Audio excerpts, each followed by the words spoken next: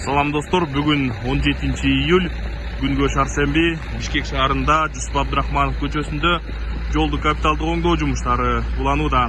Белгилей кетсек, бул көчө Алы Токонбаевден Жибек жолу проспектисине чейин реабилитация болмокчу.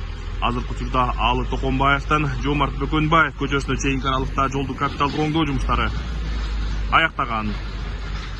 Асфальт басуу жумуштары азыр Токтогул көчөсүнө чейинки аралыкта жүргүзүлүүдө.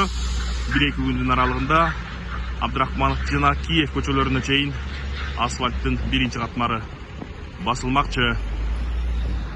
Белгилей кетсек, биз азыр Абдрахманов жана Киев көчөлөрүнүн кесилишинде турабыз. Бул коомдук транспорт токтогон аялдама. Жакында эле социалдык түйүндөргө, массалык маалымат каражаттарына дал ушул жердеги асфальт жараксыз абалга келгени, чөгүп кеткени, түрүлүп калганы тууралуу материал жарыяланган болчу.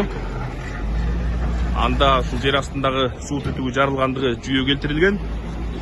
Жолду капиталдык оңдоонун жүрүшүндө бул жерде коомдук транспорт көп токтогон.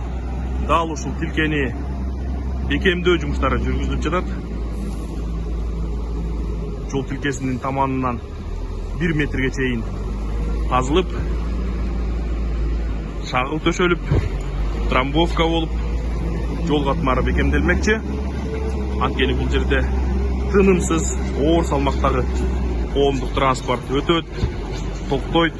Мындан улам жолдун катмарын бекемдөө талап келет. Эске сала кетсек, эртең 18 июльдан тарта Чүй проспектисинде дагы жолду капиталдык оңдоо жумуштары башталат. Чүй проспектисинде жолду капиталдык оңдоонун биринчи этабында Манас проспектисинен Тоголок Молдо көчөсү менен чектелген аралык жабылат. Жалпысынан Чүй проспектиси Манас проспектисинен Төрөкул Айтматов көчөсүнө чейинки аралыкта реабилитация болмокчу.